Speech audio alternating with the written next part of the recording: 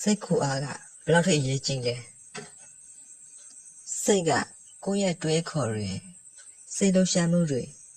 ခက်ခဲတဲ့အချိန်တုံ့ပြန်မှုအပေါ်မှာစွန့်ရည်ရှိတယ်တမာတဲ့စိတ်ကစီကံရှိတာအကောင်းမြည်တာယုံကြည်မှုရှိတာအမြဲတမ်းနေလာတာတည်ယူတာကနေဖြစ်ပေါ်လာတယ်အဲ့ဒီတမာတဲ့စိတ်ကပြဿနာကိုကျော်လွှားနိုင်စွမ်းရှိပြီးတော့ညီမချက်တွေကိုအကောင့်ထဲဖော်ရမှာကူညီပေးနိုင်ပါတယ်ပြီးတော့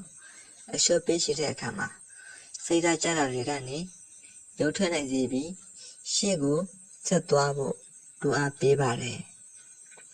တမာတဲ့စိတ်ရှိတဲ့လူကကြောက်ရွံ့မှုမရှိလို့မဟုတ်ဘဲနဲ့အဲ့ဒီကြောက်ရွံ့မှုကို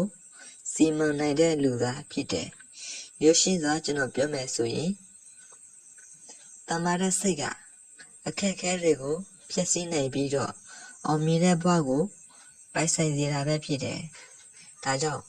မိရဲ့စိတ်ကိုတမအောင်တေချာလေ့ကျင့်ထားပါ